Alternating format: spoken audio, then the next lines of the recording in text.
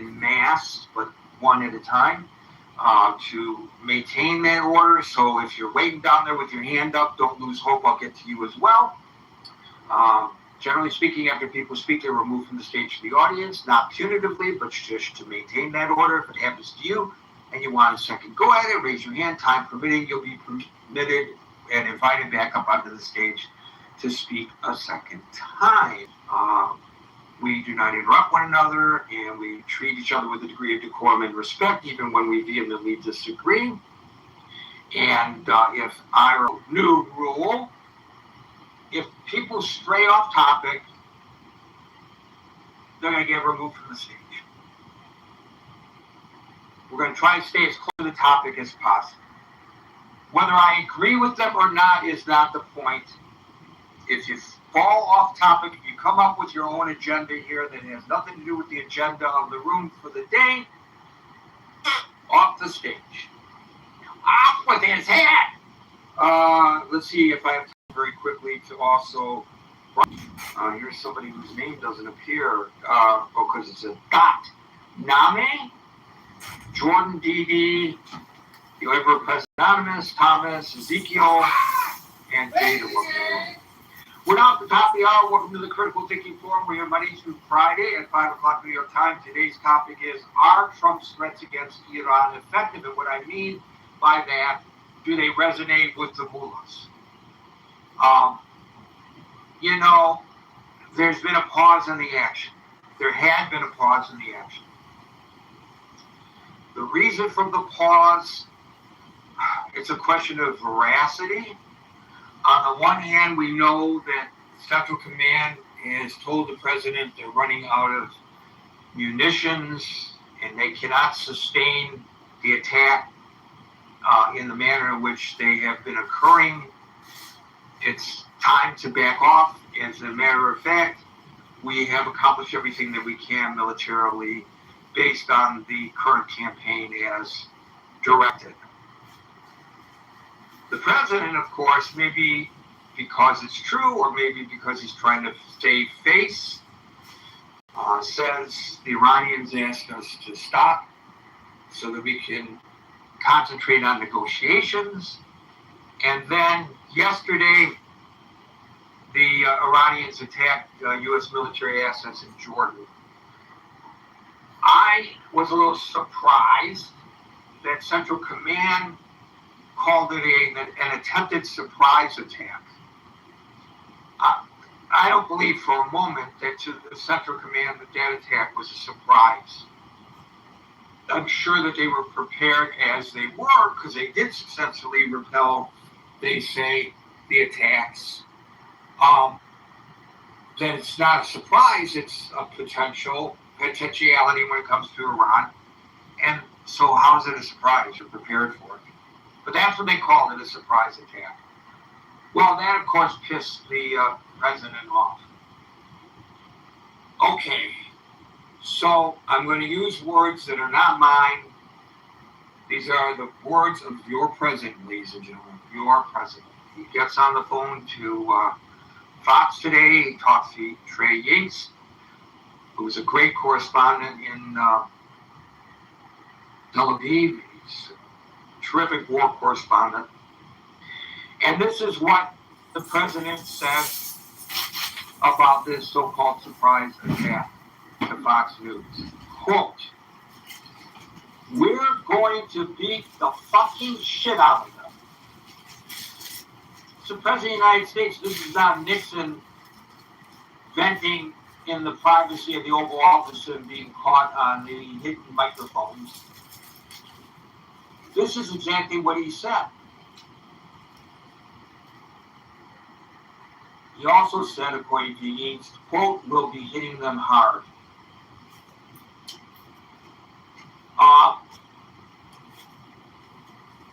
That's what he said. We're going to beat the effing shit out of them. We'll be hitting them hard. They're going to get a beating. So, he comes up with all of these bombastic comments just a day before He talked about attacking the bridges and power plants of Iran, which is something that even a number of Republican senators who have been solidly in his corner find objectionable, because they are on the record even as saying nobody wants the United States targeting targets that can result in civilian casualties. They've been very, very specific about the targeting. By the way,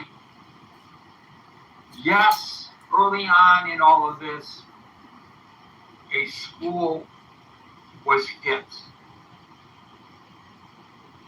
And it should not have happened. And it was a big F up by somebody in the military. But there is zero evidence to show that that was intended as a school being a target. It's not like the Pentagon said, hey, Mr. President, we can really mess with that Iranian regime.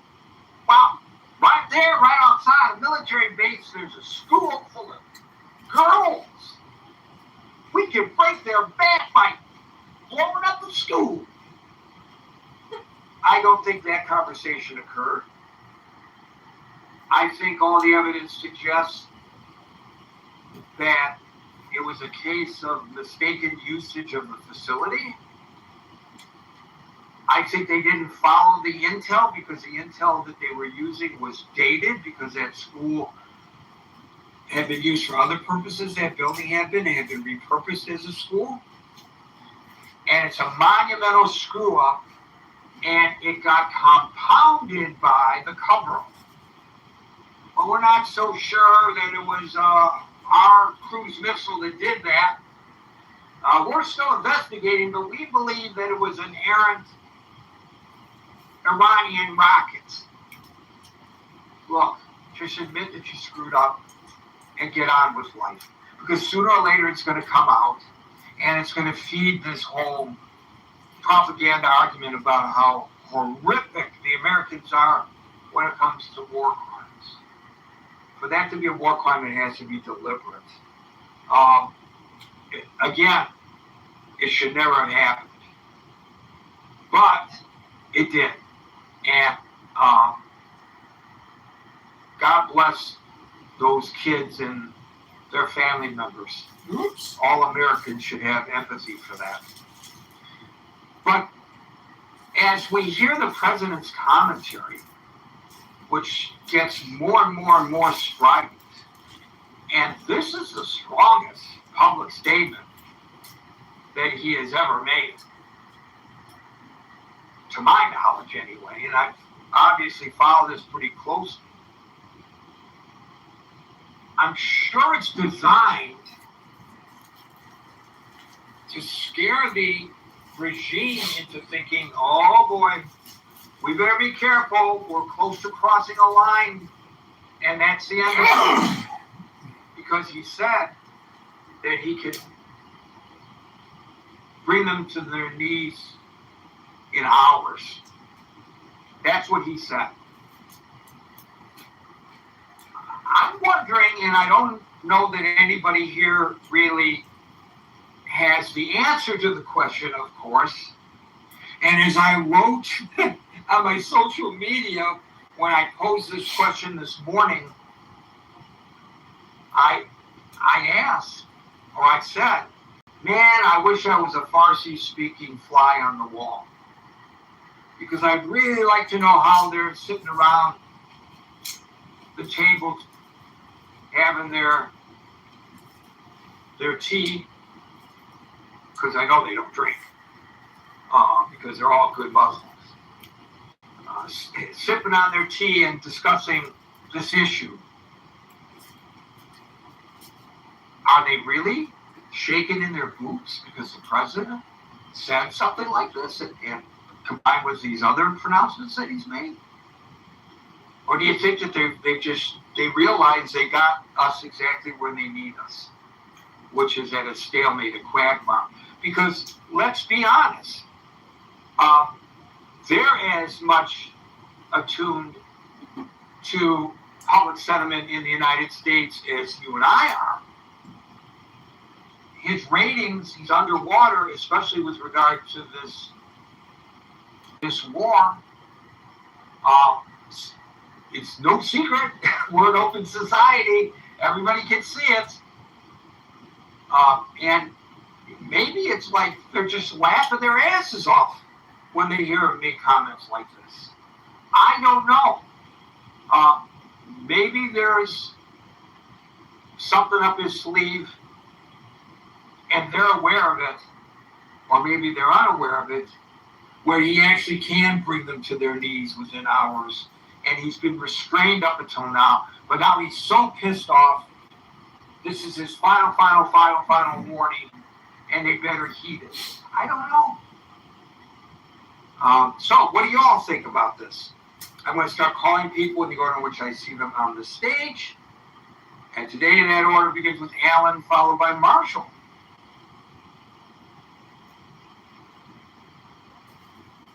Hello, everyone. What happened to Scott?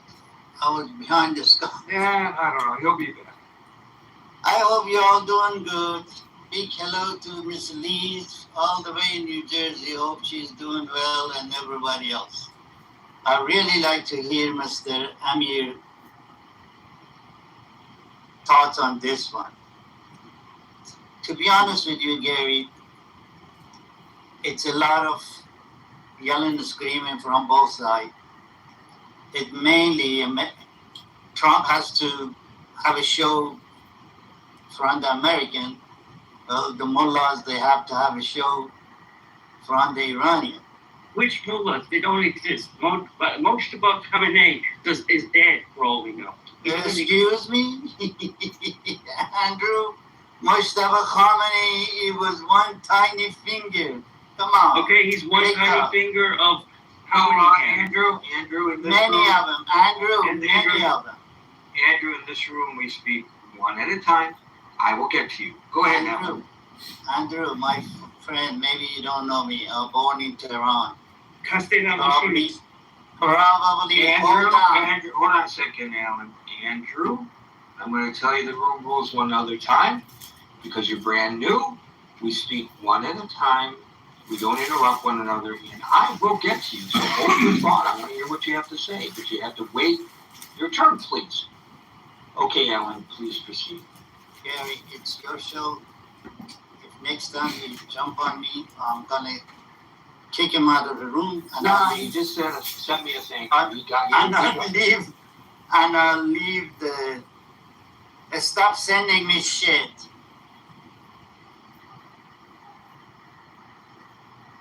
Anyway, to the point of the room, the topic du jour. You say that both sides are full of bravado. But it's also, isn't it true, Alan, a question of veracity? Yes. So here we look at the Strait of Hormuz. Right. We have a president of the United States who says, we control the Strait of Hormuz, it's open. We've got the mullahs who say, if the Strait of Hormuz is open, why has not one U.S. flagged ship gone through the Strait of Hormuz since February 28th? And the other day when this little exchange occurred, the previous day, there were 4 ships that went through the Strait of Hormuz. Now, it used to be 140 a day. So, I don't know. Maybe the Strait of Hormuz is controlled by the United States and open. But when you weigh all of this and you measure the veracity, I think most people might question whether the president is, shall we say, misleading on his pronouncements. Well, he is misleading on his pronouns, but that doesn't he's deliberately misleading. The Strait of Hormuz, he is right in one point, is open. I'd like to hear Amir's opinion on that one too, because this is what my opinion, this is what the information I get from my sources. The Strait of Hormuz, the way Trump says, the Strait of Hormuz is open because certain ship they go and come based on how much money they pay to Iran, and they go in and they come out. So he says this, which me and you we don't see, and we don't have the equipment to see how many ship goes and comes. They tell us what they need to tell us, or what is necessary we hear. That's the whole thing is. But it's been open. They charging 2 million something per day, and they let the people go. Okay, so what you're describing, but what you're describing, to whatever extent the strait is open, what you're describing is that Iran is in control of the strait. Exactly. But the president has told us, of course, that the United States is in control of the Strait of Hormuz. Come on. Where is the common sense? You think president is going to tell us Iran is controlling the Strait of Hormuz right in the midterm and this and that? He has to tell us that we winning. He has to give us something for the voting. It's a sad. Iran is looking for stay in the power and cash out on this situation. United States is working for the politics, and 8 to 10, 20 people get executed every night. You're not seeing my page, and I'm heartbroken because you see these young girls, young guys, they are executed for what? You know how many people, 350 people they killed a few nights ago in the city of Isfahan? 600 something, they were injured. They shoot this guy, 22 years old, in the heart, and they shoot his friend next to him with the BB guns or, shotguns. They spread all those little bullets and all up to his face. And he's blind. But this is the price they do. And they're not giving up. They are not giving up. They says everybody, every Iranian, they owe to this country. And we give our death, maybe we clear our own. What did we owe to this country? Well, same thing happened. 1977, 78, these people fall for it. The lefties and idiots in Iran, mainly the college students, they thought the grass is greener in the other side. They did this in the 47 years. This nation, young nation, it's paying the price. So the bottom line, Alan, is you believe that when the President of the United States says things such as, again, direct quote, we're going to beat the fucking shit out of them, that the mullahs even pay attention to that or care? Do you think it's scaring them? No, are you kidding me? No. They know both of them. They having a show for certain group in Iran, and President Trump has a show for the Americans. I don't put a bunch of stock in his statement about it. He criticized Obama for putting red wine on the table and then not adhering to it. He frequently gets frustrated and says, I want to destroy this or that. I don't put a lot of stock in people who just get on TV and say, I'm going to destroy this or that. I'll just wait until they actually do it. So I don't put much stock in his, oh my gosh, we're finally coming to get you. No, we've been getting you for the last 4 or 5 months, and it's not done much. And so it strikes me as rather impotent to get on TV and say, we'll bring you to your knees in a matter of hours. Well, if that were the truth, you'd have done it already. So. And the mullahs understand that, and it means nothing to them, and it causes us to gather in the critical thinking forum to try to analyze what he said, which is really what his intent is. I'm not sure how entirely informative it is. I think he actually may believe some of the stuff that's coming out of his mouth. I just find it to be impotent. Donald Trump is impotent. Person who Projection theory says what? doesn't brag about having the bigger Have gun. They braggadocio. just pull the bigger gun out and use it when they have to. Marshall's the real G. Talk about it. Marshall's the real G. He's the real mafia. Marshall's the real genius, the strategic. And he does Michael really Corleone. I'm a girl. My pronoun is girl. one of not being honest. And so I have a very hard time in taking it seriously. To me, it's just, seriously. yet another thing the president has opened his mouth and flapped his gums about. Hello? I don't know. I don't have any. I don't know. In a matter of hours, he wouldn't be spending billions of dollars a day. He would have just brought them to heel. Which makes me think he is just one stand finding. Yeah, I think it is weak-kneed. I think it is Marshall's so strong in the annoying, knees. irritating. I don't know how much this is Whining. What are you doing? Are you fucking whining right now? Projection alert! part of this to me, which seems like maybe it's not for internal consumption, maybe it's just Trump being Trump. And he's Trump mad, being so he's Trump. and all that stupid stuff. Trump I being don't know. Trump. If he were serious, he'd already done something about it. Just saying you're going to do something strikes me as weak-kneed. Strikes me as, paper tiger is what comes to mind for me.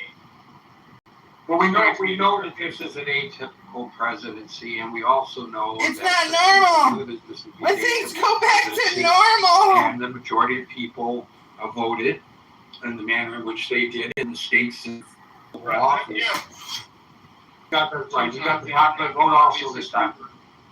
Yeah, Right, so even if we didn't have the electoral college, he would have been elected. We know it's atypical. We know that a lot of people like it when it's atypical. You're right that in previous iterations of presidencies, there would be a massive attack, and after the attack was underway, there would be an Oval Office address to the nation, my fellow Americans. I have today ordered a massive attack on Iran. We are doing this, and this. May God bless the United States of America, and then fade to black. Not this president. So perhaps there are those, as has been expressed on the stage occasionally, that this is what they want, this kind of bravado. They want, go out and win one for the coach kind of locker room talk that geeks up the football players to go out there on the gridiron and win. That may very well be the case for some people, but I think many people are with you, Marshall. But with regard to how the Iranian leadership views this, what do you reckon their view of it is? Probably the same as mine. Talk's cheap. Marshall speaks for the Trump's Iranians. certainly good at talking. So, talk is extremely cheap. It doesn't take anything. Then you're worth nothing for it. Be bombastic or blustery. Lotus Scott, followed by Yossi.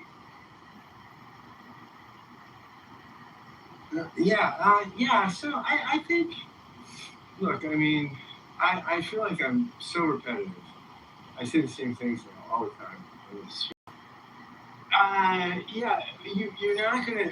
I think Trump looks at the regime, I think, through eyes that are, again, sort of like liberal Western eyes. Not that I think Trump is an illiberal figure, but I mean, I think he looks like he's dealing with a Western liberal democracy that cares about its people, that whose leadership feels political pressure as things get worse in their country, as facts on the ground are tough, as economic situations are tough. I don't think that's the case here, And so, when a liberal regime fights an illiberal autocratic regime, the illiberal autocratic regime has the advantage of having strong stomachs and being able to take a beating because Russia's the same way, right? I mean, largely, you have the advantage of you don't have to really put the popular opinion in the lives of your people. You have to wait, sir. You have to wait, sir, your turn. Why Trump makes bomb? Okay, Are you thank you. crazy? Thank you very much. Go ahead, Scott. I don't know.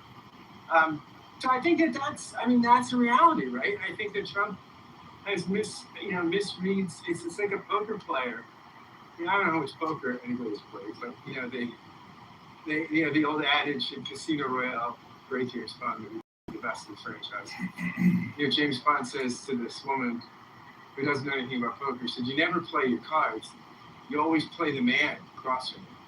And a lot is true, unless you have a straight flush or something. Then sometimes you do play the cards, but no, largely, you're playing a game where you're trying to read the person, and he's just consistently misreading, I think, the regime. So, on that regard, and I think, you can win a lot of battles and lose a war, which we saw in Vietnam. How many battles did we lose, right? This can happen, right? Folks who are fans of the war. Stop it! But why did you come back to comment and tell me it's nothing? Is that a projection? I agree. I don't deny that. The question is that the goal? Is that the strategy? Scott is not a Is that the denier. outcome? I mean, if the outcome is regime change, I don't know that just the weakening is going to do it. If it's to get the nuclear material, I definitely think that's not going to do it. Unless we just utterly conquer them, which is going to take boots on the ground, which I don't think we're going to do. I don't know what the answer is. Okay, but to the question du jour, how do you reckon the mullahs are reacting to this latest verbal salvo from the president? I think they're in. How serious do you think they're taking Trump? How serious does anybody take Trump with the bluster? You never know what he's going to say from one day to the next. No, I think his fans would say that's the advantage. He's unpredictable, right? And, people say that's what we need, an unpredictable disruptor. I think he's 16 things a day and puts it all on social media. That's the thing. How effective is the negotiation stuff? Dad? I'm not your dad. A Gotta get on your phone and call your daddy. I can This see is his the wrong advantage. phone call People for should stop daddy. taking you seriously. I don't know. Maybe I don't know. I'm terrified. I don't know. It doesn't strike me. It doesn't feel that way to me. Well, what do I know? But it doesn't. They seem pretty defined, right? They don't seem as though, at least rhetorically, that they're buckling or something. Thank you, Scott. We'll go to Yasi, followed by Amir. So the last time Anson mentioned something about bringing all Americans together to support this war was on point. It was perfect. And I really want him to repeat what he said, because that's exactly what it needs to happen. So for the best, the countries, like the regimes, like Iranian regime, you cannot bomb them. You cannot threaten them. They thrive on it.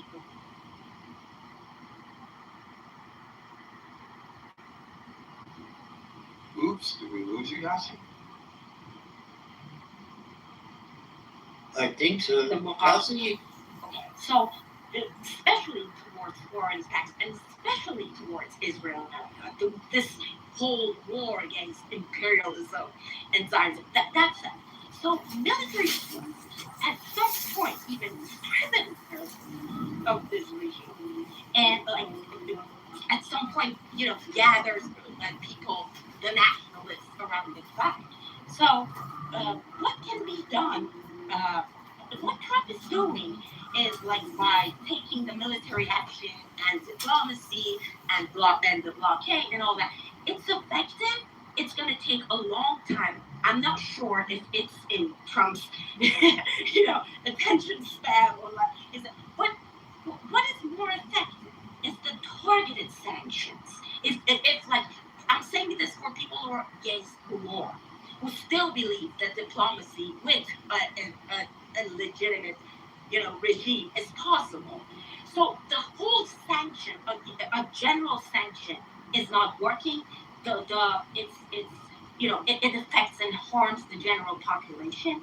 But targeted sanctions against specific individuals, against companies, against organizations, against IRGC, against that oppression power, against those who works in the laws in the legal system and have like they execute people on daily basis. Those are the targets. Their funds like where you know the resources, the way that they fund their proxies, the Houthis at this moment. Those are the where the sanctions should be, not like in the population in general, because again that would work in benefit of the narrative created by the regime. The regime that worked for 47 years by creating a narrative. That's how they gained legitimacy, and especially right now, like they were able to use this whole movement against Israel and like this pro-Palestine thing, that like this re-emerge of that movement is so beneficial to this murderous regime that they use them to do more executions on daily basis, to put more pressure on people, to arrest more people, supporting any military action, like any negativity, anything. It's been reflected on, like you said, you want to be in a room, like a Farsi speaker in a room when the regime people they're talking. That's what they're talking. They consider this victory as long as they stand and they see people against this war in the Western Hemisphere. They consider it a victory. That's what victory means to them. As long as they stand, it's victory. They don't need to respond to people. They're not. This is this whole world was complaining about it. So and look what happened. 2 days later, they broke the ceasefire. They broke the first rule on the MOU. Why? Because in they can't control the inflation. Today, they announced the inflation 88%. 88% inflation is, it's, I don't even have a word to describe that. So what they benefit from is to create this tension to keep the oil prices above $80 a barrel, and like internationally, and also like attacking is kind of respond to their base in Iran, because they're not like the government for all Iranians, just for their own supporters. Okay, so it has that domestic use also. It has that. So they say, look, we're taking the revenge of the supreme leader. So it's but how you're going to do it when you're not, it's an asymmetric war. Like everybody thinks, they resist in front of the strongest power. First of all, the strongest military power in the world did not bring their A game to this war. So this is really a false comparison on that matter. And I think people in general, they don't have this image of how a blockade in a strait works. So all you need to do, you don't need fighting, you don't need anything. All you need is to threaten the security. So there won't be any insurance. So the ships won't move. The transition. That's as simple as that. You don't need any military power. You don't need anything. It's more simple than people think. So you cannot say that America is like military losing to Iran. Please, it's ridiculous. But I understand these empty threats that comes from Trump that I threaten the infrastructure, all that. They're not going to work if it's against the Geneva Convention, and he has to respond. So they're not responding to anyone, but America and Israel do. So it's not effective. Okay, so the first the sanctions to target the targeted people, the targeted organization, and organize the opposition inside and outside Iran. Allow, facilitate the communications. That's what the dictatorships, the fascist regime, the totalitarian regimes does. They keep people separated. They, the divide and conquer. That's what they do. So bring them together. Look at Bibi. Look at Netanyahu. Look how he addresses Iranian people. He comes and he looks at the camera and he talks directly to people because he knows that they are the boots of the ground. He is using the real resource and the real power, which is the Iranian people who are like 70, 80% against this regime at the verge of crisis. Every moment we saw an example of that 2 nights ago. Like again, after all that massacre on February, they rushed to the news to help people, to bring from town, to stop the hangings. So the will is still there. They've been shot. There were 3 people killed. This is what has to be happening. You need to enforce people by addressing them directly, by telling them, I am doing this for you. If he wants to, brag and lie, this is what he has to do. He has to meet with the opposition outside Iran instead of keep trying to negotiate with this illegitimate regime. That, something that I haven't seen the American media talk about is that they evacuate the embassies in Tehran. French embassy, UK embassy, all the Europeans evacuate. So it's a good sign. It means that it shows that something big is coming, the rise of, military actions from America, or it means that they are joining this war. They are slowly willing to. But the Trump's biggest mistake was America's biggest, and something. It's more the strongest power coalition. America has this hegemony because it had the power of coalition with the world. You ignore that, Mr. President, before going to a war with Iran. That is a mistake. And what I'm looking for is if he starts to change his narrative, talks to Iranian people, have like these unofficial meetings with the opposition, but he sees that it's going. The people count on them as the boots on the ground. Have their IRGC people, the people in charge, this stop of the flow. You see, there were same fears. If Iran stopped selling oil, the oil prices will skyrocket. Like Iran does nothing, like nothing happened, hasn't been. So I think this straightforward opinion is not another atomic bomb. It's not power. It's not your strength, your strategy, your knowledge. This is your power.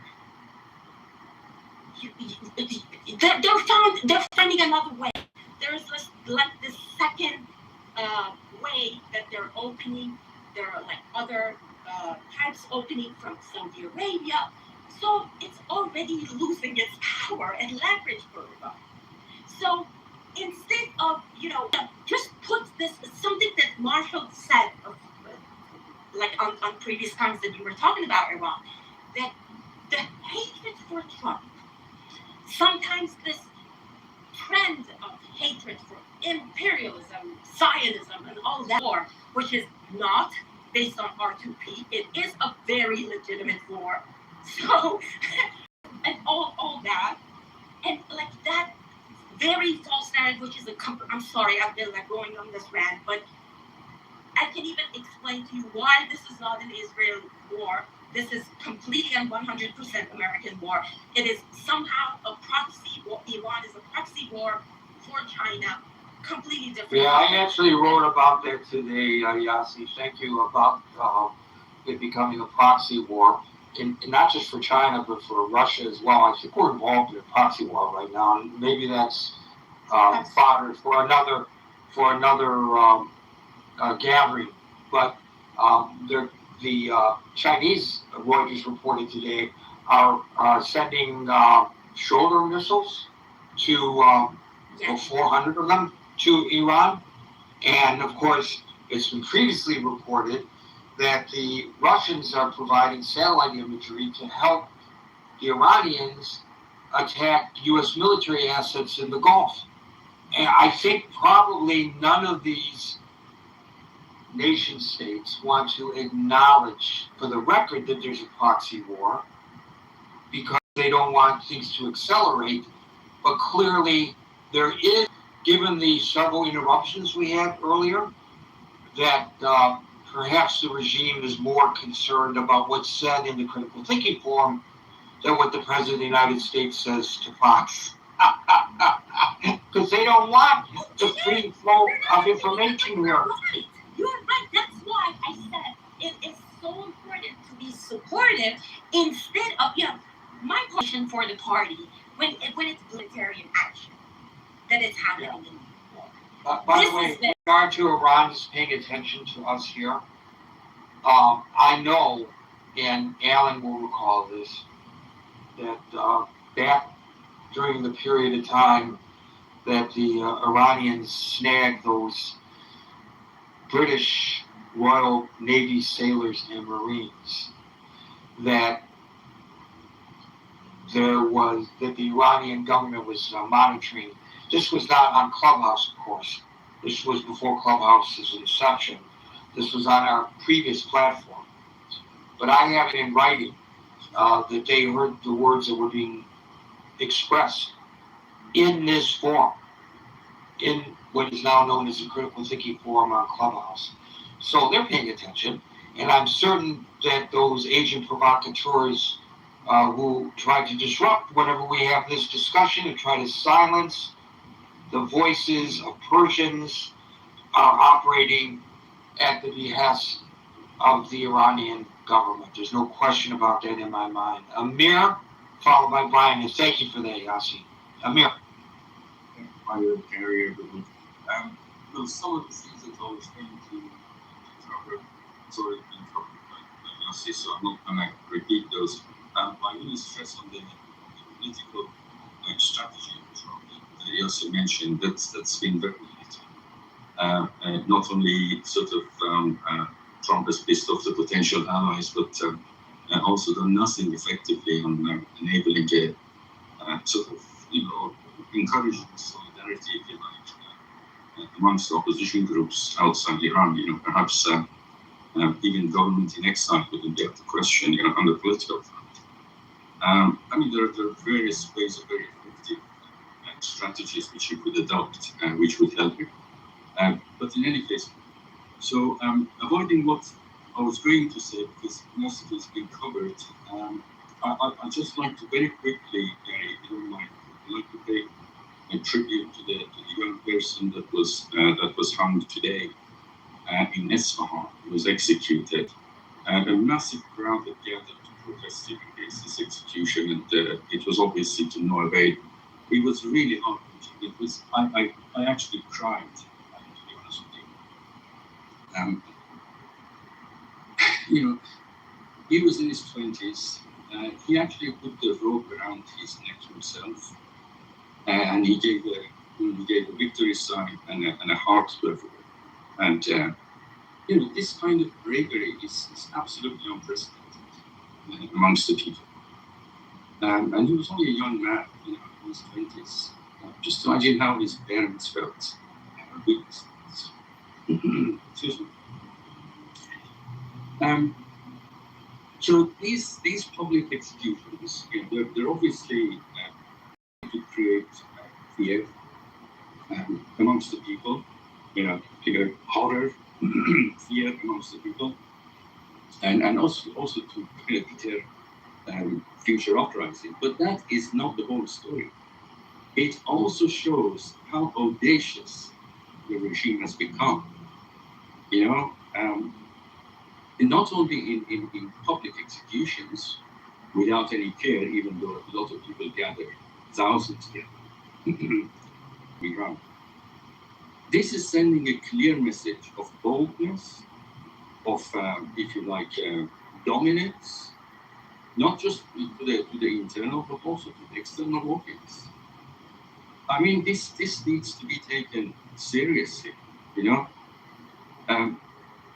But at the same time, Gary, let me tell you, the regime is also well aware of its own weaknesses. You know, first of all, it's hated by the majority. The 70% that Yasser mentioned is really on the small side. It's probably more than that. The regime probably only has about 10% supporters. It has a serious failing economy. You know, it cannot even pay wages. Inflation is close to hyper. It really is likely to run away in the months to come. So the regime is desperate, is absolutely desperate to come out of this by somehow. Well, if they're so desperate, why are they dragging their feet at the bargaining table? And does these kinds of pronouncements, or do these kinds of pronouncements from the president force them to act in their own best self-interest by finding a way out of this quagmire that they find themselves into as well? Or are they just ignoring the bombastic pronouncements of the president? Yeah. No, well, I was just going to finish my sentence by saying they're desperate to come out of this, saving face, but on their own terms. And their own terms is very simple. Their own terms is, get out of here, Mr. America. We don't need you in the region. We are the regional superpower. And do shut up, 90 million. We are the boss here. That is how they are desperate, but that is the terms that they're after. So, well, those terms aren't palatable to the president, I don't think. Sorry, say again? Those terms are not palatable to President Trump, I do not think. Well, I do hope not too. But what's one thing's for sure, they're not sitting on their flying carpets drinking tea and laughing their heads off, as you mentioned earlier. You know, I think Netanyahu understands this better than anybody else. And I think, you know, following his meeting today with Trump, and I think Trump also now understands it better. And you know, we shall see what action Trump takes, you know, tonight, tomorrow night, I don't know. But at the same time, you saw Irakchi, the foreign minister of Iran, visiting China. So we know what all that is about. I'm absolutely certain that Irakchi is going to put Iran on the table for China, providing China makes sure that they do stay in power.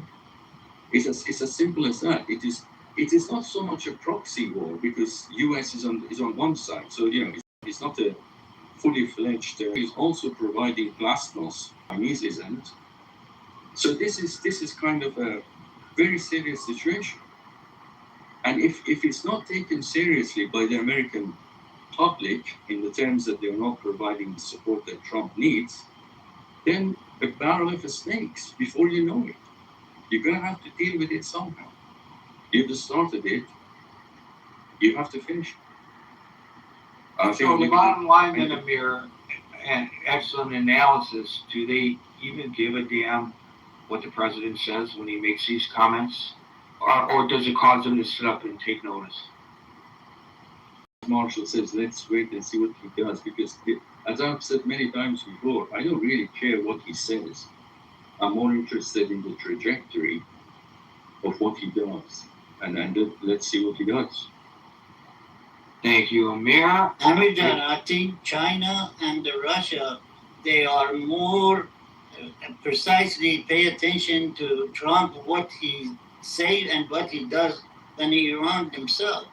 That's the thing is, this is not just the war between Iran and United States. No, 100%. This is what I was basically saying. So the proxy is Iran's proxy. Iran is the proxy of China and Russia, facing America, but America itself is entering. I mean, you couldn't. America and Israel, let's say, itself are entering on one side, and Iran on the other side, but certainly being helped without any doubt. I mean, it's just, it needs to be seen the way it is. And at that point, again, it just needs reinforcing that on the political strategy, Trump has to start rethinking, and his Trump's circle of influence or advisors, they have to start taking this seriously. They have to do, at least they have to, if they can't sort of enable, they can encourage, they can talk about it, create forum for solidarity amongst the opposition groups. There is this, the intention is there. There's plenty of groups in Clubhouse, which I join now and again. There are talks about it, but I think, if there was encouragement from someone like President Trump, this would be, I mean, the Yossi made a very good point. When Netanyahu speaks, he addresses people. I mean, have you ever heard Trump addressing people? Okay, he said to stay at home at the most critical time, which was completely the opposite. So, I mean, there are issues on Trump's strategy which obviously needs to be addressed, and let's hope he's listening to us, Gary. Thank you. Thank you, Amir. We'll go to David, followed by Moran. Hey, Gary. Good to be back in the room. Yeah, I mean, I think at the end of the day, there's going to be a point where the old analogy to the Chicken Little reference, where you keep saying the sky is falling. At some point, people stop believing there's a full-blown. And, the stock market today obviously is rallying and doesn't believe the bluster. They believe that Iran has checkmated the region. Not only that, Gary, we're seeing the Houthis implement the same playbook with regard to earning tolls out of the Red Sea. So they're seeing money-making opportunity with regard to the quagmire. Iran is debating with Oman as to how to maybe divvy up these spoils. And, if anybody wants to, excuse me, and Trump's a master at making money out of hay where there's none to be made. I mean, if you barter our tariffs, the shakedown of countries across the globe, and so forth. So it probably is shaving him that Iran has us by the tail with this ability to earn money off of the worldwide meltdown in the economy with global shipments. China, on the other hand, too, Gary, is also deeply invested in the Middle East. Billions of dollars projects in oil exploration as well as real estate and other forms of investments. So it's not lost on them that while they want to pretend that we're not involved in a proxy war, they're absolutely scared, probably worried that a lot of their investments are going up in smoke. And not only that, the fact that some of their investments have actually been bombed by the Iranians in those areas. So there's losses all the way around, and it's how much more pain can we take? I mean, this has got to be Trump's moment where is he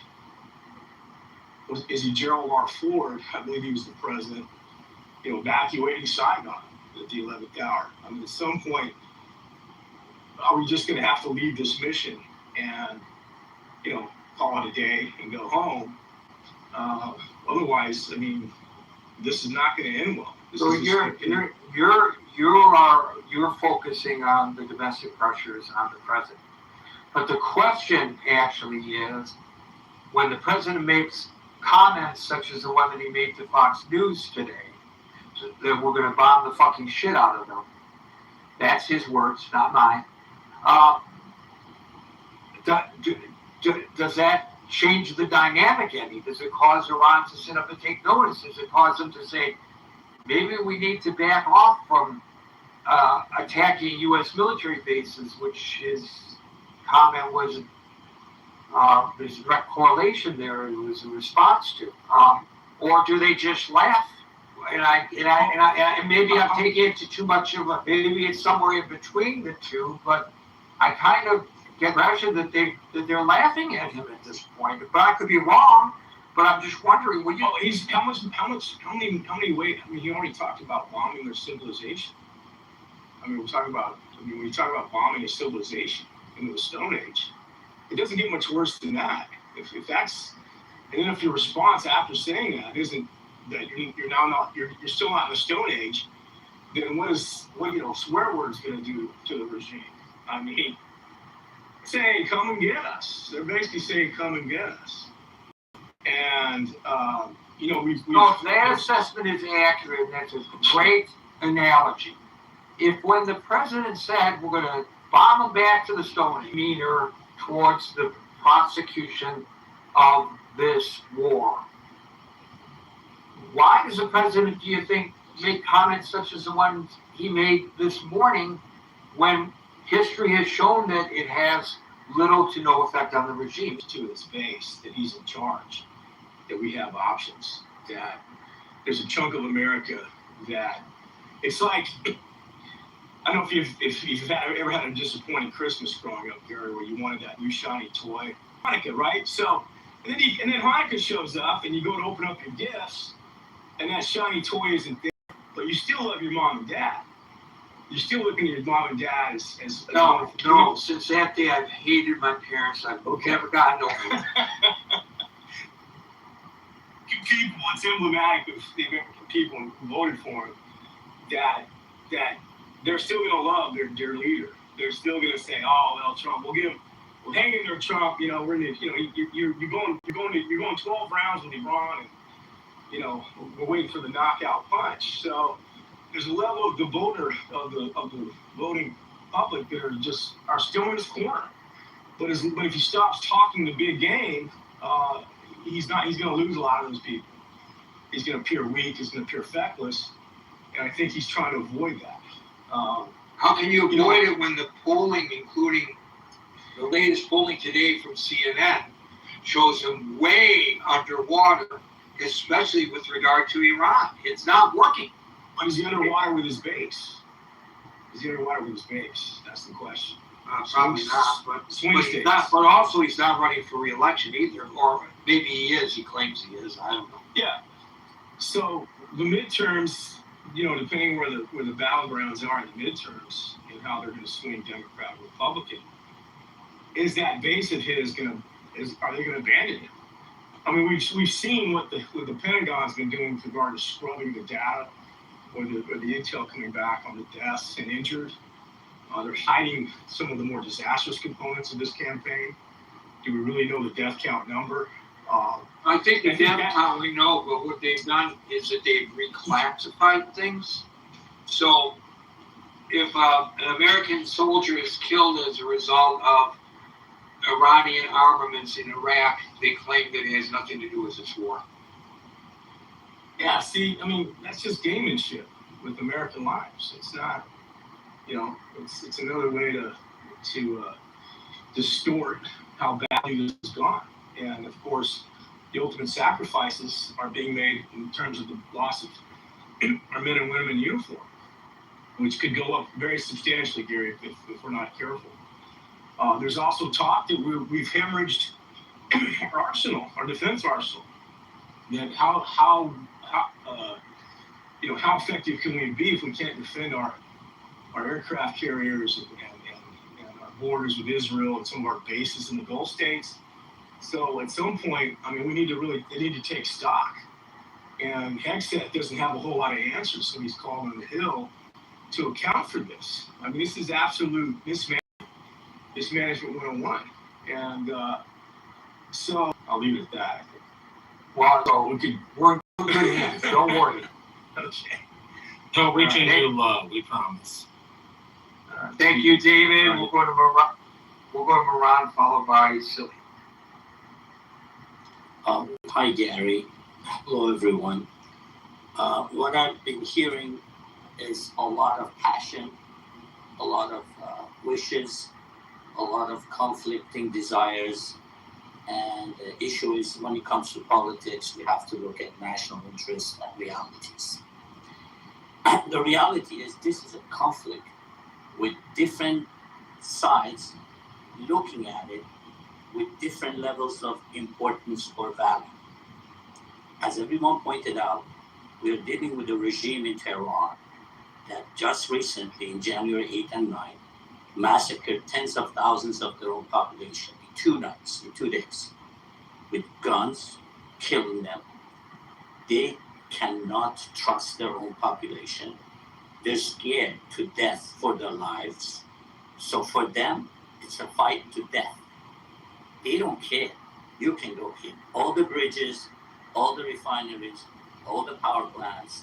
They're going to fight all the way till they're gone, completely gone. Because if they let up, their own people will take care of them. So they're just going to fight all of them.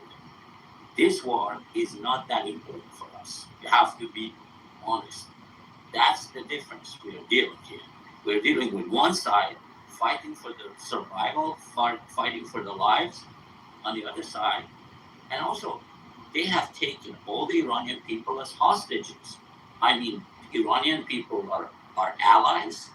They're pro-West. They're not anti-Israel. And that's the strategic asset in the region. This is the one we want to keep and win. So now, what we have is an imbalance of desires and wills in a fight. We have an imbalance of importance. And then we have run out of military targets to hit, regardless of what they tell you. Once you have hit 20,000 targets over the 12-day war and the 40-day war, and this past 7 days to 13 days of bombing, there isn't really any military targets left. All you're left with civilian infrastructure, bridges, refineries, power plants, which will, if you hit them, you make the life more miserable for the same people that are our strategic allies and assets. These are the people we need to have a future for Iran, to have Iran participating in a region in a constructive manner. These are the people we need. And if we just hit those, we're going to create more supporters for the regime. So we have to be very careful what we do. The reality is, as I said, this is just a political loss for the Republicans. It's not that important. As I said previously in this room, even if they get most of their wish, which is what? $1 per barrel fee for going through Strait of Hormuz, since most refineries get 20 gallons out of a barrel, and there are other products that comes out of a barrel. Even if you take all the costs of the $1, that would be just the economies. That's important. But what really Yassi and people, even me, we want this regime gone. We want this regime completely gone. But for that to happen, you need a land invasion. You need to go all the way to Tehran, and there's no political will for it. And more importantly, there's no time. Because there's no time to prepare for a land invasion in 3 months. There's no time to take care of the regime in 3 months. And who knows what's going to happen in the election. And if you look at it, we have conflicting interests on both sides. The Israelis have their election on October 27, 28, just about the same time as we do. Netanyahu wants the war, the conflict to go on, because if it stops, he's going to lose because he has gained nothing for his voters. On the other hand, the Republicans want to stop it now so they can maybe win the election. So these are conflicts here, not for the survival of the country. Opening of the strait, letting the oil flow through, it's important, but that is not the issue that some people are talking about. The removal of the regime requires commitment that is not in this room, it's not in Washington, it's not anywhere. And there's not enough time before the election for it to happen. And as I said, even with our ally Israel, we have conflict of interest. Netanyahu wants this to continue. Republicans want it to stop, which is, in my view, it's very conflicting. And as I said, I don't know what's going to happen, but I don't think it's in our national interest to continue fighting a war that it's not winnable. It cannot end. The only way is to come up with some sort of a political solution, sanction the people who are torturing and killing Iranian people. And as you put it the other day, you can play guacamole any day with them, no problem. But hitting infrastructure refineries is going to backfire. It's going to hurt the people who are our allies. So as I said, it's very conflicting interests here, lots of passion and emotion. I'm all with them, but sanity and logic dictates to follow national interests because our strategic threat is China, and the biggest winner of this conflict has been China from day one, and Russia. These are the two winners of this conflict. If we could do what was supposed to happen for the regime to disappear in 3 days or 3 weeks, that would have been a great strategic win. It didn't happen. It's not going to happen. So we have to be realistic, and just going after infrastructure in Iran is not going to help anybody, is not going to help us, is not going to help the suffering people of Iran, and it's not good for anybody. Other than, I don't know, anybody who's crazy just wants to kill people for no reason. There has to be a purpose, a reason, a clear goal. And I don't see us winning this war in 3 months before the election. All we can do is add to the suffering of the Iranian people and create confusion and not achieve anything. So I think it's time for a political solution. I don't know how, but that's the only way I can see it. And again, as I said, this is just a matter of political game for us. It's not life and death, but for the regime and the lackeys, it's life and death. So those are my words, Gary. And thank you for your good words all the time. So do you reckon that the regime's assessment is the same as yours? And if so, does that mean that they necessarily do not take to heart these increasing threats that come out of the mouth of President Trump? It's not that they have no choice, Gary. Whether they believe it or don't believe it, they're going to act the same way. Because if they let up, the Iranian people are going to kill them all. So they have to fight till last one of them. And that's no, I get that. I get that. But in terms of the president claiming that that the United States is going to vastly increase the prosecution of this war, do you think that they take him at his word, or do they question his veracity? I think I'm going to repeat what I said again. They do not care whether he goes all the way and does what he said or he doesn't do it. Either way, in their calculus, they have to behave the same way. In fact, actually, I have heard in some of these Persian rooms that some of these guys are calculating that maybe this is a trick by the Trump administration, because they just, once the price of oil goes up, they talk about stopping, not doing anything, so the price can come back down. Then again, they go back, start hitting. The number of the missiles are limited. They're not reproducing them.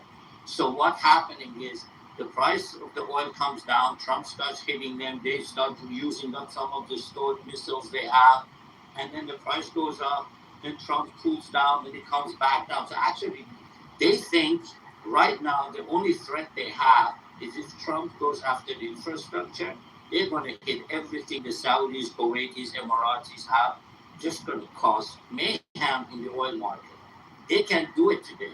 But if this goes on, this going slow and coming back, going slow and coming back, as if you can exhaust the stockpile of weapons or missiles while you monitor the price of oil not to go too high to cause too much damage, they probably think of it as a trick by Trump.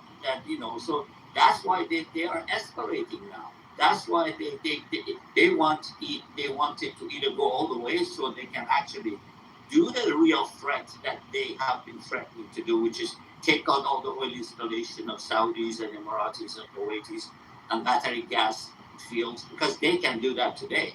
But if this goes on for a long time, you keep exhausting the supply of missiles, gradually they're not going to have anything left to cause that doomsday scenario that they could respond to.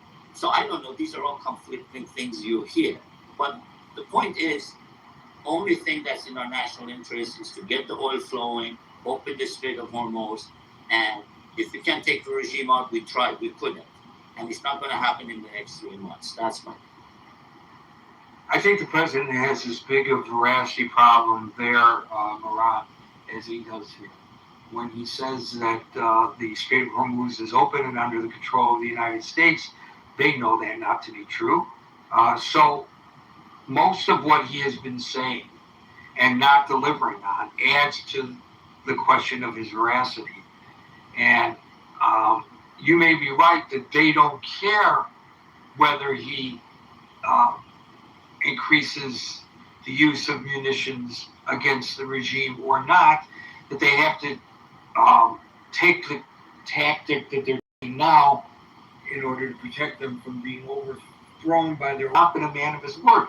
Now, underestimated the veracity of the Iranians because they make promises, especially with regard to the MOU, that they don't adhere to.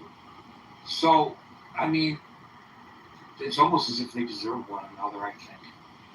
Except people suffer in the interim. Thank you, Moran. We'll go to Silly, followed by Malak. Hi everyone. No, I'm getting a sense of deja vu from this U.S. war with Iran, because I don't know how many times in history we've reached this point where America is bombing someone to ostensibly liberate them, right?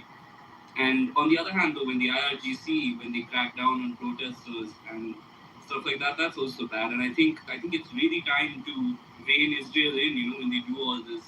And more than all of that, You're making this about Israel? No, I'm making it about a bunch of things. Is there room for dissenting opinion here? Am I supposed to? Yes, I'm just asking. I'm not saying that you can't make a comment. I'm asking you, is that what you are doing, is making this about Israel? No, I'm saying there's a country in the region that on a religious basis is committing large amounts of violence. So that is, to me, Israel, right? But let me finish my point and then you can definitely... But that's not the topic of the room. We're not talking about...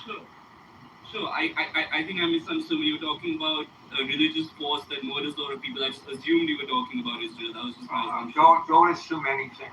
Look at the title of the room and stick to the topic. Gary, and as I had pointed out yesterday, if somebody strays from the topic in order to bring in a separate agenda, I am going to disallow them from speaking, whether I agree with them or not, because it got out of hand yesterday.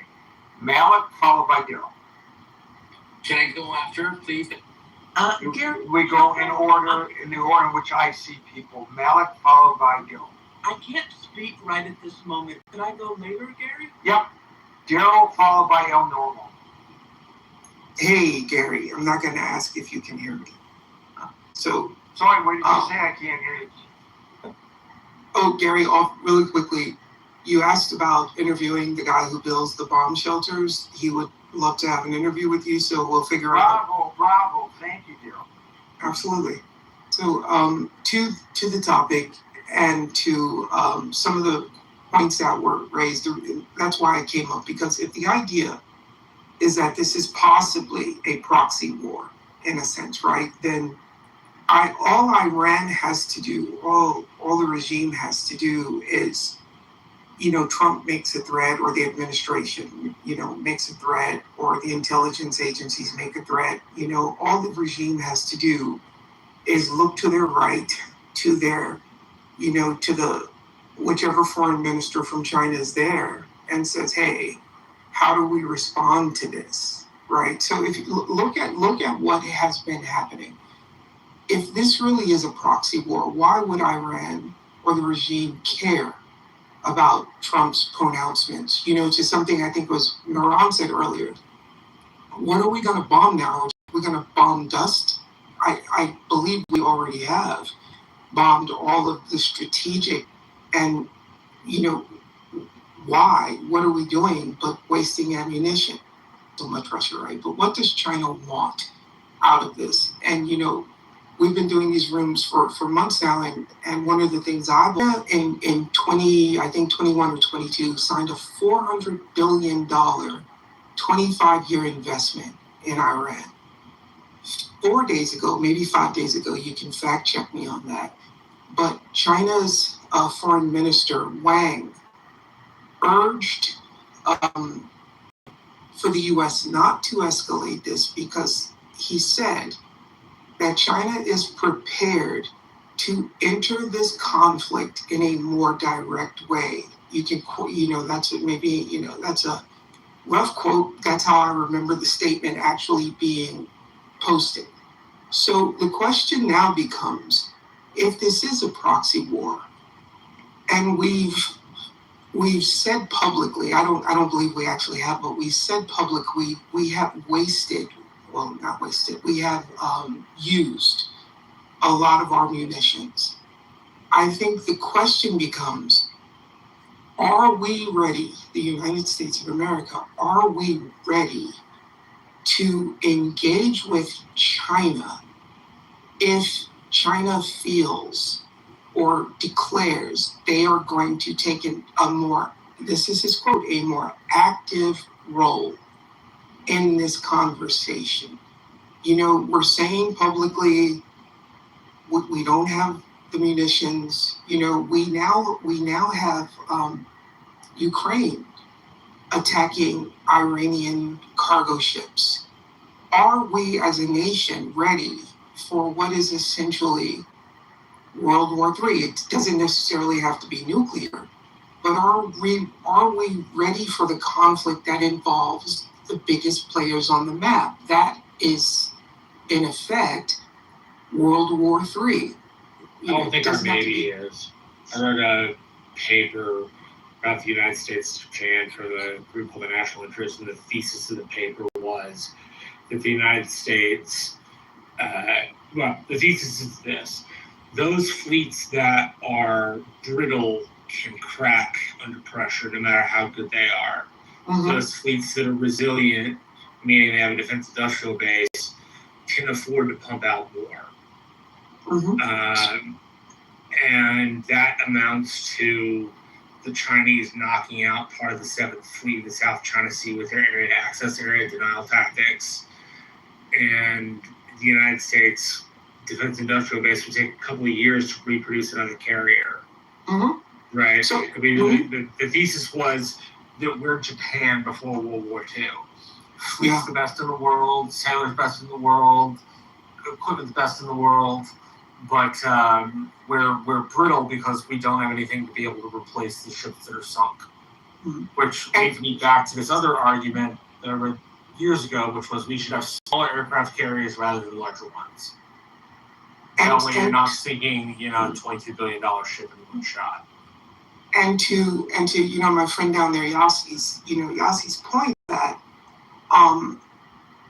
we have to, we should look at this, Gary, we've joked about if we were Tom Clancy writing a novel, if we were writing this, it would be very strategically advantageous to a country like China who wants to end American economic dominance on this planet to use a country like Iran to let us get tired of this boxing match. We're in the sixth round, our arms are tired, and China's actually pronouncing, okay, we're ready to get into this.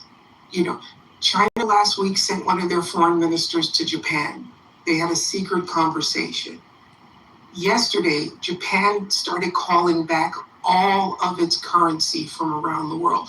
There are a lot of things happening, right now, globally, that, could be bigger than why do you call back your currency? What's the rationale for that? Well, because you want to bring back your dollars because you possibly see that you're not going to need so much dollars to trade oil anymore. You might just be looking to go back to gold. China has actually, and I know Gary's going to yell at me for going off topic, but China has actually banned paper gold trading. because China's potentially looking to start, they've been stockpiling for the past 20 years gold. What that means is that we could potentially be going back to to global currencies based on gold if oil is not settling in US dollars anymore. But again, not trying to get yelled at by Gary, but it's more so, why would Iran care about what Trump says if they believe that their coach, their sparring partner, their China in chief is telling them, hey, don't worry, we have your back and we're ready to get into this. Once the foreign minister kind of made that pronouncement, I think 5 days ago, the things have changed. China's got a lot of money invested in Iran. And, someone, I think it was Mahan who said earlier, we've already bombed some of their investments. It's at some point, this is either going to escalate into that thing, or America is going to say, hey, this is Reza, your mic is open. Oh, That's okay.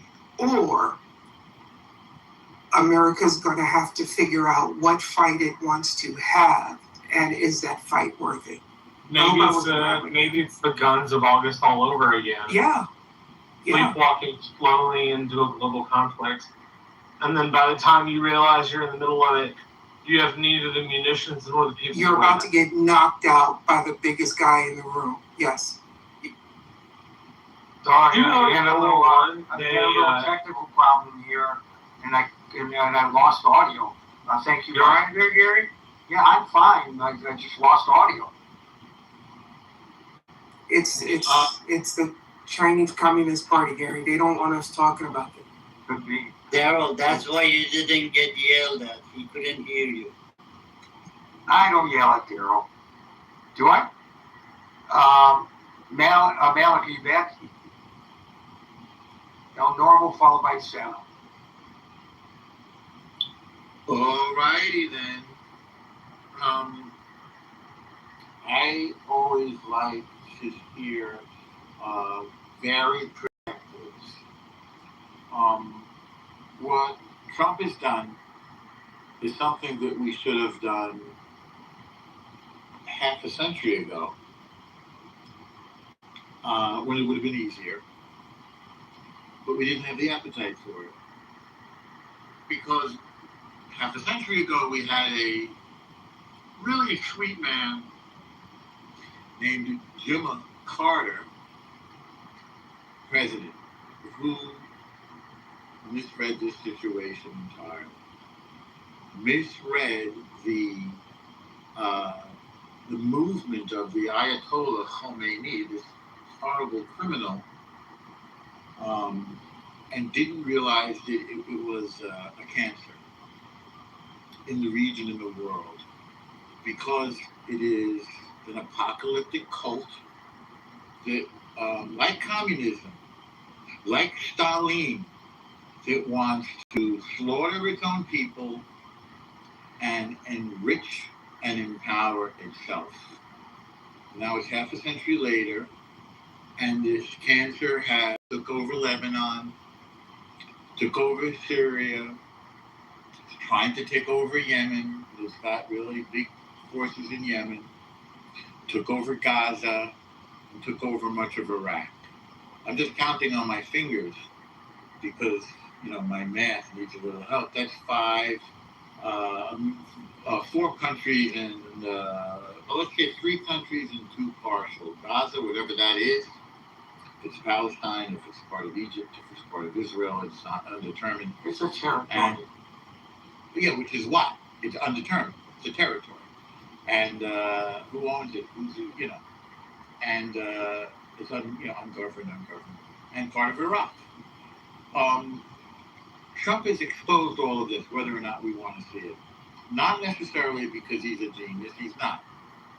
Although I should say that Trump has been talking about hitting Iran since the early 80s, because he felt that we were humiliated by the 1979 takeover of our embassy by students and communists, by the way, who this regime, of course, slaughtered shortly thereafter, because that's the kind of folks they are.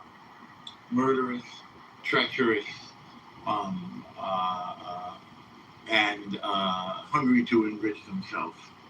I watched great reports recently from McNeil Lehrer at the time of the revolution, 78 and 79, and how we completely misread this situation. So let me, just a little context, and thanks for indulging me. Are Trump's threats against Iran effective? Nobody has hit them like we're hitting them. Nobody has done the kind of damage that we're doing to these mullahs, slaughtering their supreme leader, achieving almost immediate air superiority and air dominance. The supreme leader is dead. The leadership is dead. Their military is in shambles. So one thing I think they know is that they're afraid of Trump.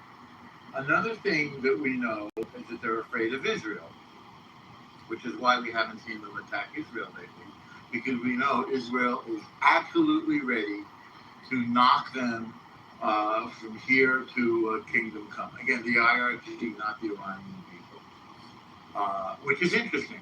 So the U.S. has been preparing for this for half a century. Israel's been preparing the Persian people, a beautiful people, as I said here before, with beautiful... I love you, man. Beautiful cinema, whoever is a despotic regime. Meanwhile, the Gulf nations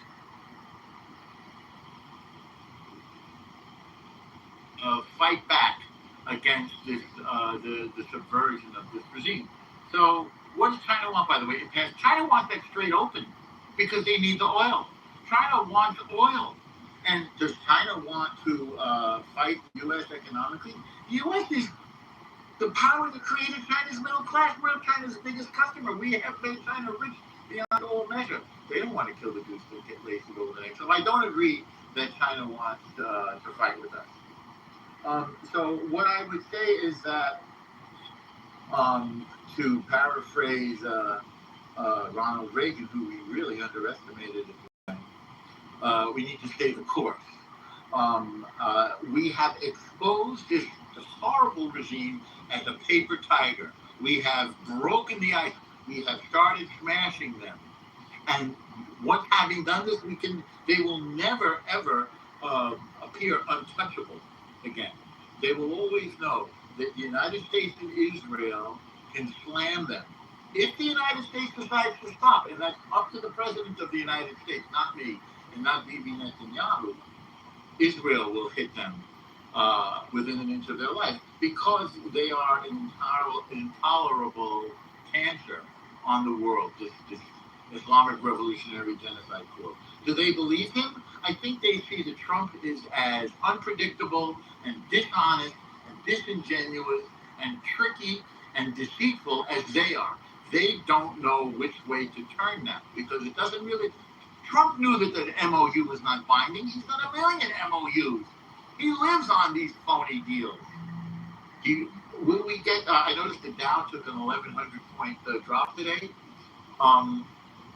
I don't know if it'll come back, if Trump will make some other crazy announcement and bring it back up. I don't know. But I do know when it comes to the question of this room, that what we are doing against this cancer is effective, and we have to keep going and get it out. We don't leave a little bit of cancer in the body. We got to get it all out and make sure the margins are clean. Thank you so much, Gary. Thank you, Norm. Sano, followed by Samad. Hello, Gary.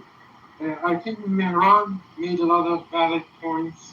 At this point in the conflict, if the U.S., if Trump targets its Iranian infrastructure, it doesn't help. Actually, it might even make things worse for America's position, because the most valuable ally that America has in this situation is the Iranian people, and they might lose them. Actually, I think IRGC wants that something like this happens and Iranian people suffer, so they say, you like America? This is America. But on the contrary, I think there are things that could lead in the right way.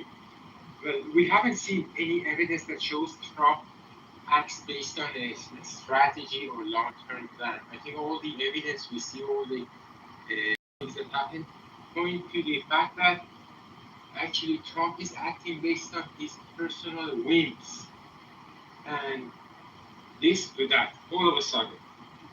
And that won't work. But I think on the contrary, what will work is like there are 2 or 3 things that could work. One is help and practical help on the ground. They started by hitting the supreme leader. That was amazing news for millions and millions of Iranian people. Unfortunately, it didn't continue like that. Israel had the chance of hitting also Halibaf, but Trump stopped them because he wanted to deal with. I think so far he has confessed he was wrong. These are sick people. You cannot deal with them. They are just crazy. You cannot trust their work. Yeah, he has admitted that, but again, he's back to like, oh no, they are logical people we can deal with. So this doesn't work that way. So one of these the things, one of the strategies that he works is decapitating, hitting the regime heads, but that works with the element of surprise. What has happened now, all the surprises ruined with all the reports and Trump rambling on Truth Social and the things that lead to the newspapers, Wall Street Journal is reporting, all media are reporting. There's no surprise there. So they will, regime heads, which are RGC heads, they will go back to their tunnels and to their holes. It will be much more difficult to hit them. There is another thing that Israel started doing, but they didn't continue, and that is extremely effective. At some point, they started targeting the checkpoints. The checkpoints are now the regime's tool to project power against the Iranian people. Israel started targeting them by drones. I don't know if they were FPV drones controlled by Mossad agents on the ground, or as some people speculate, they were released by some kind of aircraft from above, and at enormous cost, they were directed by the help of the agents, like the people had lab on the ground, to the coordinates that the checkpoints were there. But that was extremely effective. If they just continued, like imagine they could continue that for a month or 2 months, it would wreak havoc in all the regime operation forces, a lot of whom are not even Iranian. They are like Hashashabi from Iraq, Fatehun from Afghanistan, and they are projecting the regime's power to Iranian people. When you wreak havoc on them, and when they have casualties, then they will collapse very rapidly, and then Iranian people will have a big chance to rise up. So with all that being said, the bottom line is, do they take him seriously, Willis? I don't think they take Trump seriously, and that is why they are hitting US-related targets, but they are not hitting any Israel. Recently, they have not hit any target related to Israel because they are scared of Israel. But How do you assess the fact that how do you assess the fact that the Saudis, for the first time publicly anyway, joined the United States in the retaliatory sorties last night?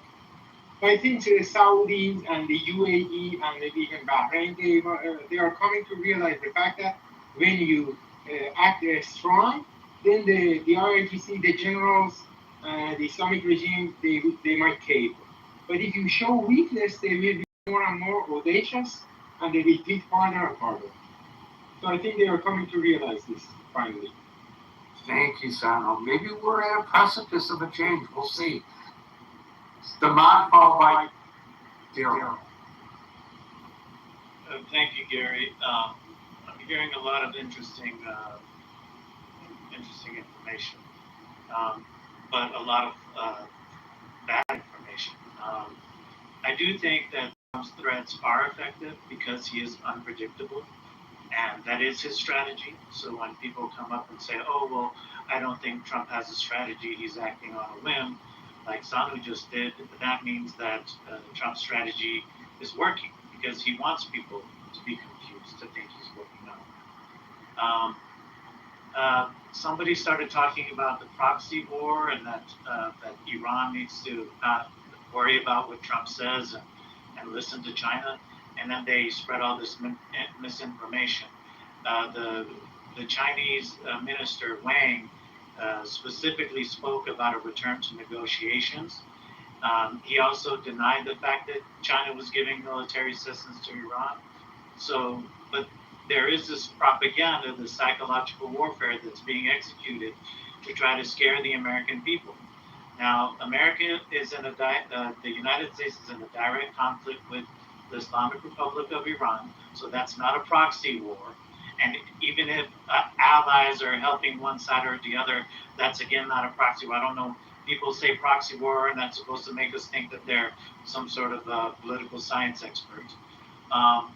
As far as what was said about well, I was the one who initially, you may not have been in the room, raised the question of proxy, and I don't consider myself a political science expert, nor was I trying to present myself as one, but I raised it in the context of China is now providing weaponry for Iran to use against the United States.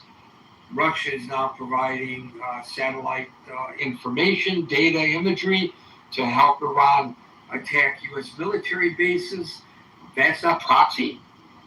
No, proxy, those are allies helping each other. That's not a proxy war. A proxy war is when basically you hire mercenaries to fight on an almost neutral ground. That's a proxy war. It's not just allies helping. Well, if you're correct that I have for my entire life, my adult life, misused the terminology.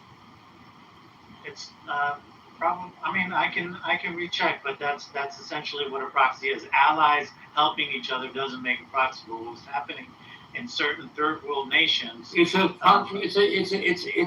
opportunity for the Russians to attack the United States without using Russian troops, much as the United States is arming Ukraine to attack Russia, not using American troops. That's not a proxy. That's not of the Russians and the Chinese. Yeah, I think that that would mean. I mean, I don't want to get hung up in some semantics discussion, but I think that's what's being articulated, whether the terminology is right or not.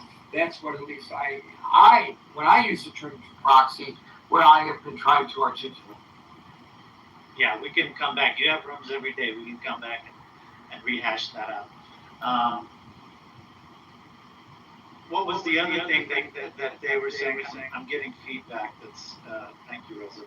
I think the other thing that was being discussed is Israel's form of meeting that they were going to be meeting, and so to try to parse this out by saying that the United States intelligence is doing one thing and Israel intelligence is doing another thing is patently incorrect.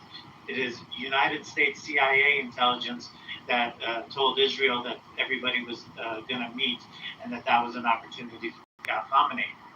But the bigger issue is, I think Israel has, there's an article out on Israel Hayom, and the source for the article is David Barnea, the former head of Mossad, and they have another source which is a secret Israel branch.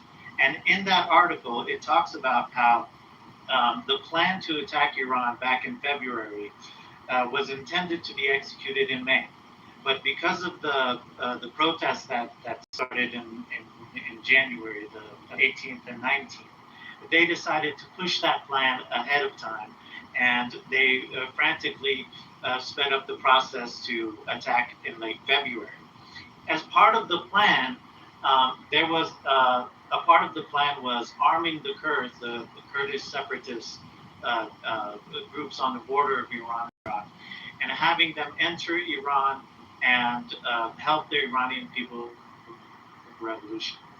That part of the plan, according to the article and based on what we saw, was not executed.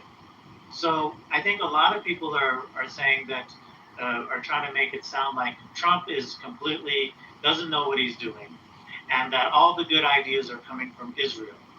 But the fact is that the initial attack, the original plan was an Israeli plan. Yeah, but nobody is saying that here. Nobody said that here. The question of the day is whether these threats, which really, but I guess the only other one that comes to level of the one that was made today was bomb them back into,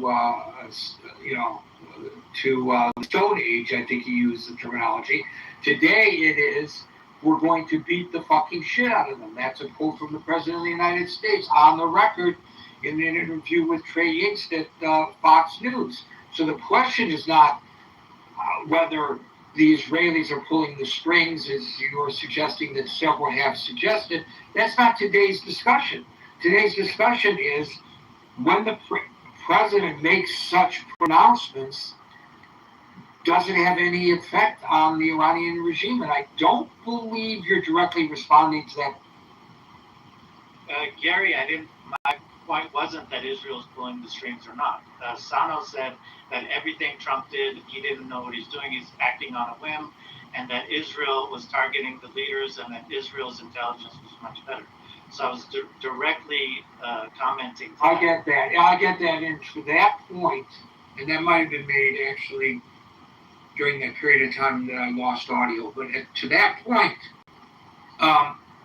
there's no question, and I think you would agree with this, that there is immense underscored sharing of between the Israelis and the Americans. It's commingled. So I don't think we could even, if we wanted to dissect this, to do a pathological profile or an autopsy of the information, maybe is a better way of putting it, that we could determine whether it's Israeli information or American information. They commingle it in this regard, and it's a combined effort, I believe, between regime. Trump is being effective. Sometimes he's threatening them. Sometimes he's trying to reach peace, and he's saying, okay, well, maybe they can be good people. Maybe they're reasonable people. This is just a tactic to try to give them cover in confusing the opponent, and we'll see what happens. I think their goal is the same as we all want, and it's not about the United States bombing them into regime change. It's about stopping the nuclear program and then helping Israel and the Iranian people reach their strategic goals if they have the will to do a significant portion of the work themselves. And I'll let you. Thank you so much. Gary, not to belabor the point, but the Oxford English Dictionary defines a proxy war as a war instigated by a major power which does not itself become involved. So there you go. Daryl, followed by Resident. Hey, yeah, Gary, I just came back up because I was kind of commented directly on, and I actually wanted to read Encyclopedia Britannica.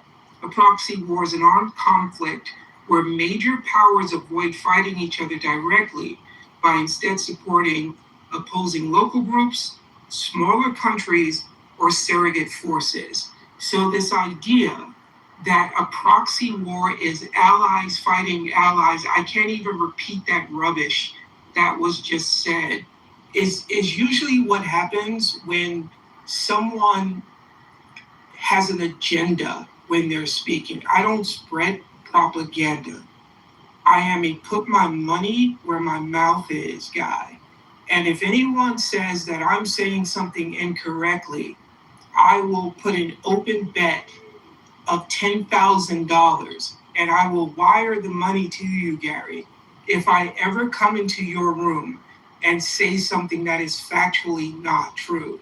Well, we can all say things that are factually not true inadvertently. I've done it myself, so don't put your money on the line like that. I'm a New Yorker. We're all human beings, and I'm sure the time will come where I would have opportunity to collect, and I don't want to do that to you, Daryl. Yeah, but thank you for defending yourself, as I also defended against the. I never heard the terminology. Using mercenaries is what a proxy war is, but maybe there are other definitions out there. I think, I'm in radio, and sometimes if you want to be successful in radio, which is a very intimate, and what we're doing here is akin to that. This is audio, obviously. This is a very intimate setting. And so the language does not necessarily have to be precise. The communication, your ability to communicate a thought has to be precise. Has to be, that's what we're trying to do. We're trying to communicate thoughts. And I think most people understood Daryl and most people understood me when we raised the question of whether a proxy war is underway. I don't think there were people who said, huh? What? Duh? That's not the definition of proxy war. Sorry, I gotta go. I gotta go in 5 minutes. I just have Well, 1 minute. You have to wait. I'm sorry, this is the way the room runs. Yes, Alan. But let me put it this way. United States financially. Likely true. Reza followed by Alma. Thank you so much, Gary. I have a podcast in 7 p.m. Eastern time, so that's why I've been doing a lot of interrupting. So, listen, been drinking a lot of Lefroy whiskey, so I'm a little bit tipsy. But listen, always a good thing when you're about to do a podcast. Exactly. So, listen, I want to play a clip of my Instagram. Is that okay? Listen, I'm not a political person. And by the way, Gary, I'd love to have you on my podcast if you accept. But listen, I'm not a political person. I don't know a lot about politics. But what I do know is a lot about Iranian people because I'm Iranian. I'm Persian. And what Trump is not doing effectively is winning the mind share of the Iranian people. Initially, we were all pro-Trump, and we still are. I'm very pro-Trump, because if it was the Democrats, it would be a lot worse. If it was the Democrats, they'd be funding the IRGC. So fuck that shit, okay? But listen, Trump needs to be a little bit less manic. He needs to be a little bit more normal. And he needs to win the minds of the Iranian people. There was one guy on stage that I shouted him out. I forgot his name, but what's his name? I'm scrolling down. I can't see him, but he said all the right things. Listen, if you are an American or an international or non-Iranian person, you really have to understand Iranian people to get this shit. So let me just say, he used to be one of the biggest supporters. That's the wrong one. Sorry, 1 second. There we go. Imagine this. You're at a bar with your girlfriend when a 6'6" jacked bodybuilder starts hitting on her. You're not running up and swinging on that guy. You know what would happen. So you walk over and handle it like a man. Hey bro, that's my girl. Not cool. Now if it was some scrawny little nerd doing the same thing, you'd shut that shit down fast. But if the guy was about your size, you might actually throw hands. Here's the reality. The IRGC is picking a fight with the most powerful military forces on earth, the United States and Israel, like they're the same size. They're not being brave, they're being reckless. And every time they escalate, it's the Iranian people who pay for it, their own people. They're risking the total destruction of their country just to prove a point that they can't back up. So let me say this clearly. The IRGC, and if you support the IRGC and what they're doing to Iran, you can go yourself too. Okay, thank you for that entertaining interlude. Thank you so much, Gary. I will say back to your serious point here, before we started, during our little warm-up, before the show began, I said, Yossi, that it's very encourage people to go to the streets. Inexcusable. Got a couple more minutes, so I think we have time for Alma. Yeah, good evening. Perhaps to answer the question directly, they are not very effective. And here's why. Because the mullahs have been around for so long, and with their GRC thingy, these guys, I mean, initially they are smart enough to know that you take the United States military might lightly at your own peril. That's not a good idea. But they are so deeply entrenched in the country, and they're so used to this, and they play the long game so well. They're always counting on something changing or some sort of a scenario popping up that nobody was expecting that will end up saving them. They're willing to sit there and take it. Now, Trump is saying today that he's going to punish them really hard, and he will. I mean, there's no question about it. The U.S. military is capable of handing out serious punishment.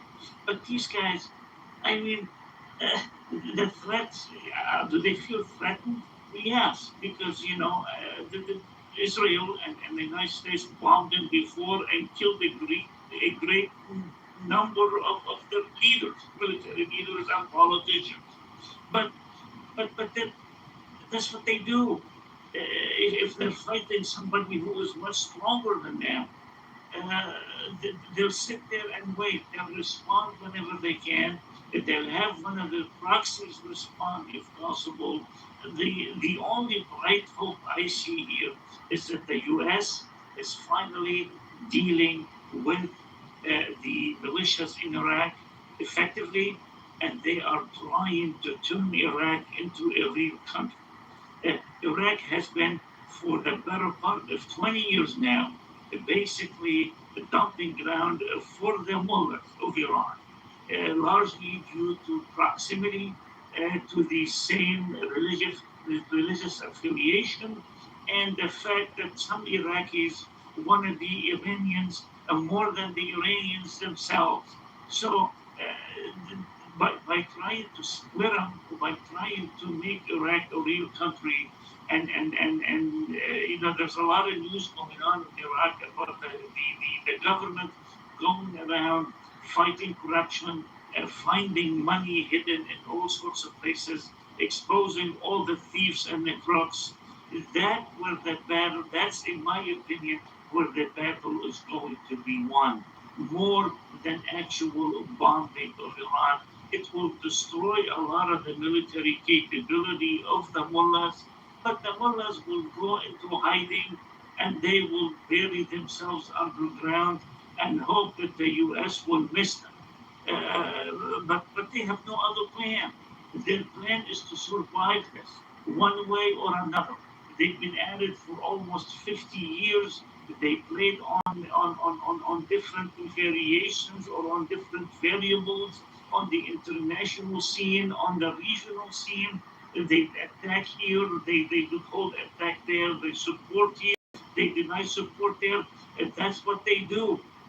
These guys are survivors, but they're not very good tacticians and they're not very good politicians to put up a good fight. So this will go on for a while. Thank you, Alma. I gotta cut you off. We can't go on for a good while because we're out of time. Folks, we're here Monday through Friday at 5 o'clock New York time. So till 5 o'clock New York time on tomorrow. For the next edition of the Critical Thinking Forum, everybody safe, be well, and peace out.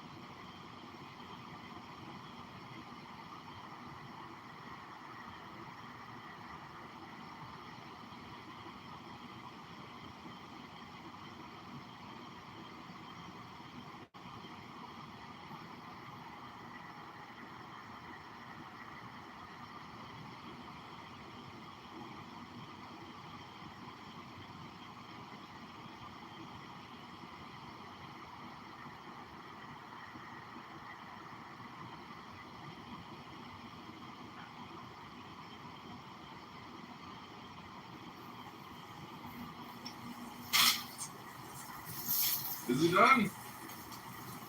I think it's okay.